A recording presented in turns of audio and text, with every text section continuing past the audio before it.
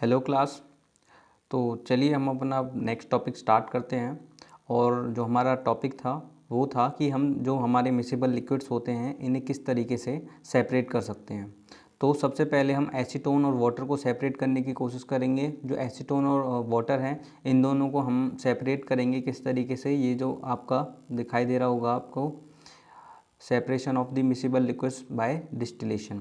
तो distillation process के अंदर क्या होता है, जो आपके वो इम्प्योरिटीज़ जो एक दूसरे में बिल्कुल होमोजीनियस तरीके से मिक्स हो जाती हैं और जो आप यूज़ करते हैं सस्पेंशन प्रोसेस या फिर डिकेंडेशन इनके द्वारा अलग नहीं हो सकती, तो उसे हम डिस्टिलेशन के द्वारा अलग करते हैं। जैसे कि इसमें क्या करेंगे, जो हमने वाटर और एसीटोन है उसे गर्म होने के लिए रख दिया है। तो इसमें जो मिक्सचर ऑफ एसीटोन और वाटर है, तो आपका जो वाटर है वो आउटलेट में से बाहर आ जाएगा, जो आपकी क्लैंप यहाँ पे लगाई हुई है। ठीक है, तो वाटर आउटलेट के लिए हमने यहाँ पर एक जगह बनाई हुई है, देख सकते हैं आप ये वाली। तो यहाँ से हमारा वाटर बाहर आ जाएगा और इसके बाद में जो एसीटोन है वो क्या हो जाएगा, जो हमारा कंडेंस होने के बाद, ये कंडेंसर होता है, ये चीज़ों को ठंडा करता है, कंडेंस करता है। ठीक है, ये वाला जो ट्यूब होती है ये, तो ये कंडेंसर होता है, ये काफ़ी ठंडा होता है, जिसकी वजह से जो हमारा इवेपोरेट होने वाली चीज़ें होती हैं वाटर ऊपर इवेपोरेट हो जाएगा और बाकी जो हमारा कंडेंस होकर के एसीटोन जो है वो अलग आ जाएगा। तो इस प्रोसेस को हम क्या बोलते हैं, इस प्रोसेस को हम बोलते हैं, this method of separation is called as distillation separation. ठीक है, डिस्टिलेशन। फाइन। इसका यूज़ किया जाता है सेपरेशन करने के लिए कंपोनेंट जो कि हमारे मिसिबल होते हैं लिक्विड के अंदर, जो कि बॉयल करने से decomposes without decomposition and have the sufficient difference in their boiling point. तो इनको बेस्ट तरीके से अलग किया जा सकता है। जो हमारे मिसिबल लिक्विड्स होते हैं जिनका बॉइलिंग पॉइंट अलग अलग होता है, उन्हें आसानी से अलग अलग किया जा सकता है। ठीक है, अगर आपको दोबारा से समझना है तो आप हल्का सा रिवाइंड करके ये चीज़ समझ सकते हैं। फाइन, अगर आपको एक बारी में समझ में नहीं आया है। इसके बाद में हम देखते हैं कि to separate a mixture of the two or more miscible liquids, जो हमारे दो या दो से अधिक मिसिबल लिक्विड्स होते हैं उन्हें अलग करने के लिए, which have the different boiling point less than 25 kelvin, यानी कि जिनका अलग अलग बॉइलिंग पॉइंट होता है लेकिन जो डिफरेंस है वो केवल 25 केल्विन का है। तो इसे हम बोलेंगे फ्रैक्शनल डिस्टिलेशन प्रोसेस, जिसके द्वारा जो हमारा क्रूड ऑयल में से जो हमारे पेट्रोल अलग बनता है, केरोसिन ऑयल अलग बनता है और जो तारकोल है वो अलग हो जाता है। तो इस तरीके से इसे बोलते हैं फ्रैक्शनल डिस्टिलेशन। तो इस प्रोसेस में क्या किया जाता है, for example for the separation of gas from the air, यानी कि अलग अलग हमें गैस सेपरेट करनी है एयर में से। जो हमारा डिफरेंस फ्रैक्शन होता है पेट्रोलियम प्रोडक्ट्स निकालने का, यही ऑपरेटस इसका इस्तेमाल किया जाता है। Similarly to that simple distillation apparatus होता है जिसका सिमिलर होता है सिंपल डिस्टिलेशन जैसा, except the fractional distillation column. बस क्या फ़र्क होता है, जो हमारा फ्रैक्शनल डिस्टिलेशन कॉलम होते हैं इसके अंदर फिट होते हैं डिस्टिलेशन फ्लास्क के अंदर, एंड द कंडेंसर, जो हमारा कंडेंसर होता है वो भी। फाइन, चलिए देखते हैं। अ सिंपल फ्रैक्शनल कॉलम जो होती है हमारी ट्यूब, वो पैक होती है विद ग्लास बीड्स, जैसे कि हम यहाँ पे देख सकते हैं। ठीक है, अब beads provide the surface area, ताकि जो हमारा वेपर्स बन रहे हैं वो कंडेंस हो सकें रैपिडली और फिर उन्हें हम जो है कलेक्ट कर सकें। यहाँ पे देखिए जो डिस्टिलेशन फ्लास्क है, यहाँ से डिस्टिल होके ऊपर जाएगा हमारा, ये फ्रैक्शनल हमारा कॉलम हो गया। यहाँ पे हमारी अलग अलग जो हैं वो ठंडे होके जमने लगेंगे और यहाँ पे जो वाटर आउटलेट यहाँ पे निकल जाएगा और जो प्योर लिक्विड कंपोनेंट है वो हमारा लास्ट में कंडेंस होकर कलेक्ट हो जाएगा। फाइन, तो हम देखते हैं how can we obtain the different gases from air. किस तरीके से हम कह सकते हैं, एयर जो होता है हमारा होमोजीनियस मिक्सचर होता है अलग अलग गैसेस का। ठीक है, तो कंपोनेंट को उन्हें फ्रैक्शनल डिस्टिलेशन के थ्रू हम अलग करते हैं। जैसे कि हमने एयर लिया, उसे क्या करेंगे, कंप्रेस करेंगे सबसे पहले, फिर क्या करेंगे, टेम्परेचर घटाएंगे और प्रेशर बढ़ाएंगे। ठीक है, फिर उसके बाद में क्या करेंगे, वो जो एयर है वो हमारी लिक्विफाई एयर के अंदर बदल जाएगी, यानी कि लिक्विड के अंदर बदल जाएगी। फिर उसके बाद हम उसे क्या करेंगे, धीरे धीरे गर्म होने के लिए छोड़ देंगे और धीरे धीरे से जो वो गर्म होगी तो फ्रैक्शनल डिस्टिलेशन जो कॉलम है वो वर्क करना स्टार्ट कर देगी और जो गैसेस हैं हमारी वो सेपरेट होना स्टार्ट हो जाएंगी अलग अलग हाइट पर। जैसे कि जो हमारा बॉइलिंग पॉइंट होता है वो ऑक्सीजन का -183 होता है और जो हमारा आर्गन का होता है -186 होता है, जबकि जो हमारा नाइट्रोजन का होता है वो -196 केल्विन होता है। फाइन, तो इसके बाद में हमारा वॉल्यूम के अगर हम देखें तो हमारी जो एटमॉस्फेयर में जो वॉल्यूम परसेंटेज है वो ऑक्सीजन ऑलमोस्ट 21%, जो आर्गन है वो 1%, और जो हमारा नाइट्रोजन है वो 78%। फाइन।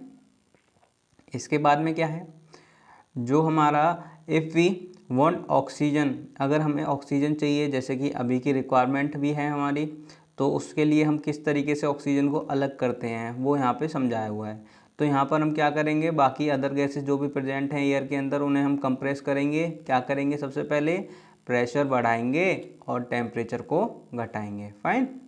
तो इसके बाद में क्या होगा हमारा, एक सेकेंड, तो जो हमारा टेम्परेचर है उसे घटाएंगे और प्रेशर को बढ़ाएंगे। तो जो हमारा लिक्विड रहेगा उसे हम क्या करेंगे, जब हमारा लिक्विफाई हो जाएगी एयर तो उसे हम धीरे धीरे से वार्म होने के लिए रख देंगे, और जो हमारा फ्रैक्शनल डिस्टिलेशन कॉलम है उसके अंदर जो हमारी वेरियस गैसेस हैं वो अलग अलग हाइट पर जो हैं वो अलग अलग होने लगेंगी। ठीक है, तो आप इन क्वेश्चंस का जवाब देने की कोशिश कर सकते हैं। Arrange the gases present in the air increasing order with boiling point, किस तरीके से हमारी प्रेजेंट रहेंगी। तो ज़रा इसे समझते हैं। सबसे पहले हमारा क्या है, जो एयर है वो फिल्टर होकर अंदर आएगी ताकि कोई भी डस्ट पार्टिकल्स अंदर ना आए। तो यहाँ से हमारा जो एयर है वो उसे कंप्रेस करेगा, जो हॉट एयर हो जाती है, यानी कि जब हम एयर को कंप्रेस करेंगे तो हमारी गर्म हो जाती है, क्योंकि हम उसे कंप्रेस करने के लिए एक्स्ट्रा एनर्जी दे रहे हैं बाहर से, तो जिस वजह से वो क्या हो जाती है, गर्म हो जाती है। गर्म होने की वजह से हमें उसे फ्रीजिंग कोल्ड वाटर के साथ में उसे ठंडा करना पड़ता है, और जिसकी वजह से ठंडा होने के बाद जो कोल्ड एयर है वो आगे बढ़ती है। फाइन। क्योंकि जितनी भी सारी हीट होती है वो ठंडा पानी अपने अंदर ले लेता है और जो एयर है उसे ठंडा कर देता है। इसके बाद ये पहुंचते हैं सेपरेटर चेम्बर के अंदर। सेपरेटर चेम्बर में जो है आपका सबसे पहले कार्बन डाइऑक्साइड और उसे अलग निकाल दिया जाता है ड्राई आइस की फॉर्म में। उसके बाद में उसे बाकी आगे भेज दिया जाता है लिक्विड एयर बना करके, क्योंकि वो लगातार ठंडी होती रहती है, और फिर एक्सपेंशन जेट के द्वारा उसे आगे भेज दिया जाएगा, जिसमें से हमारा नाइट्रोजन एक तरफ निकल जाएगा, आर्गन एक तरफ निकल जाएगा, यानी कि नाइट्रोजन सबसे ऊपर रहेगा, आर्गन बीच में रहेगा, और जो हमारी ऑक्सीजन लिक्विड ऑक्सीजन रहेगी वो सबसे बॉटम में रहेगी, जिसे हम अलग जगह पे स्टोर कर लेंगे। ठीक है, तो इस तरीके से जो है हमारा फ्रैक्शनल डिस्टिलेशन कॉलम जो है वो वर्क करता है। फाइन। इसके बाद में क्या है, how can we obtain pure copper sulphate from the impure sample. Pure copper sulphates हम किस तरीके से निकाल सकते हैं। चलिए, द क्रिस्टल जो हमारी क्रिस्टलाइजेशन मेथड होता है वो प्योरीफाई कर देता है, प्योरीफाई सॉलिड्स हमारे निकालता है। ठीक है, तो जैसे हमारा पोटास एलम जो हमारी फिटकरी बनती है वो भी इसी तरीके से बनती है। फॉर एग्जांपल जो हमारा सॉल्ट होता है जिसे हम समुद्र में से लेते हैं वो उसके अंदर भी काफ़ी सारी इम्प्योरिटीज़ होती हैं। तो टू रिमूव दीज इम्प्योरिटीज़ हमें उसे क्रिस्टलाइजेशन प्रोसेस का इस्तेमाल करना पड़ता है। क्रिस्टलाइजेशन जो प्रोसेस होती है वो हमारी सेपरेट कर देती है प्योर सॉलिड को उसकी pure solid in the form of crystals, यानी कि हमारा जो प्योर सॉलिड रहेगा वो क्रिस्टल की फॉर्म में अलग हो जाएगा। और जो क्रिस्टलाइजेशन टेक्निक है वो बेटर है सिंपल एवेपोरेशन टेक्निक से। ठीक है, क्योंकि उसके अंदर कुछ ना कुछ हार्ड मिनरल्स हमारे रह जाते हैं, जबकि क्रिस्टलाइजेशन प्रोसेस के अंदर ऐसा कुछ भी नहीं है, हमें प्योर जो सॉलिड सब्सटेंस है वो मिल जाता है। सम सॉलिड डीकम्पोज और सम लाइक शुगर, जैसे हमारा शुगर होता है, may get charred on heating dryness. ठीक है, some impurities may remain dissolved, कुछ जो इम्प्योरिटीज़ होती हैं वो हमारी डिज़ोल्व रह जाती हैं सॉल्यूशन के अंदर जब हम उसे फिल्टर करते हैं, और on evaporation these contaminate the solid, यानी कि इवेपोरेशन के दौरान ये गंदा कर देती है हमारे सॉलिड को। एप्लीकेशन क्या है, प्योरिफिकेशन हमारा काम आता है सी सॉल्ट, जो हमारा सी सॉल्ट बनाते हैं सी वाटर में से, सेपरेशन करते हैं हम जो हमारी फिटकरी होती है उसमें से इम्प्योरिटीज़ को और प्योर को अलग निकाल लेते हैं।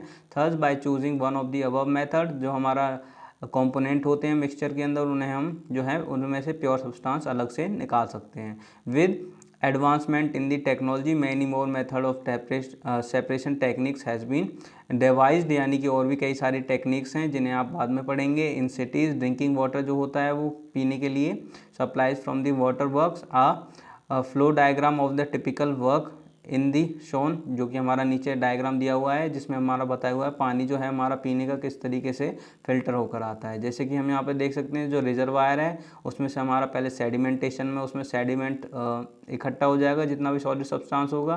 फिर उसके बाद में हमारा जो लोडिंग टैंक है जिसके अंदर हम जो पोटाश एलम है उसे ऐड करते हैं, तो फिर हमारे जो मीडियम साइज़ की इम्प्योरिटीज़ हैं जो कि हमारे सेडिमेंट टैंक में पहले नहीं बैठी थी वो इस बार बैठ जाएंगी। उसके बाद में जो वाटर है उसे फ़िल्टर किया जाएगा जिसकी वजह से जो हमारा फाइन सैंड है, ग्रेवल है, कोर्स ग्रेवल है, ये अलग हो जाएंगे। और इसके बाद लास्ट में इसमें क्लोरीन डाला जाएगा ताकि जो बैक्टीरिया हैं वो मर जाएं और फिर इसे हमारे घरों तक पहुंचाया जाता है। ठीक है।